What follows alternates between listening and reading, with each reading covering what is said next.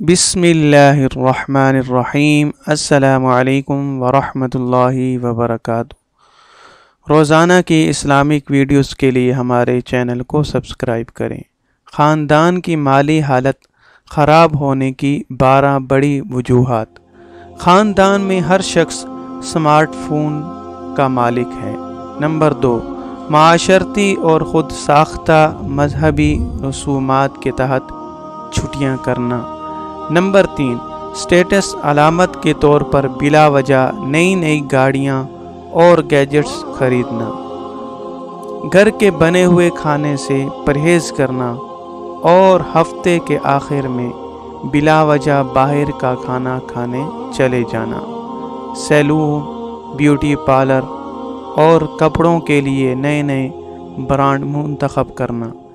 बिगड़ा हुआ तर्ज ज़िंदगी अपनाना जिसकी वजह से तिब्बी अखराजात में इजाफ़ा हो जाता है।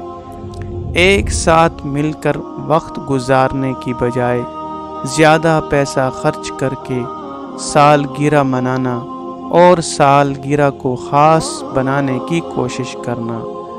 शादी ब्याह की तकरीब को बहुत शाही बनाने की कोशिश करना और बेवजह और बेमकसद फैमिली तकरीबात मुनक्किद करना। हस्पतालों, स्कूलों और ट्यूशनों की कमर्शलाइजेशन वगैरह करना। आज हम वो खुद खर्च कर रहे हैं जो अभी तक कमाया ही नहीं होता, यानी कर्ज़ों और क्रेडिट कार्ड्स के ज़रिए से, और बाद में सूद के साथ वापस की टेंशन अलग हो जाती है।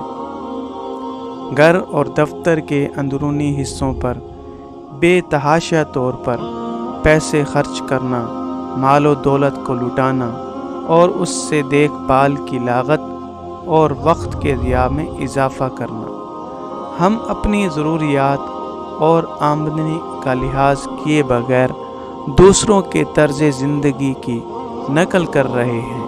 अगर इससे बर वक्त गुरेज न किया गया तो गुज़रते सालों के साथ बहुत ज़्यादा ज़हनी दबाव और परेशानी का सामना करना होगा, क्योंकि जो आदत एक बार बन जाती हैं उन्हें ख़त्म करना बहुत ही मुश्किल हो जाता है।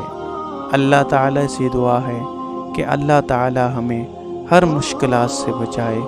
आमीन सुम्मा आमीन। अस्सलामु अलैकुम वरहमतुल्लाह।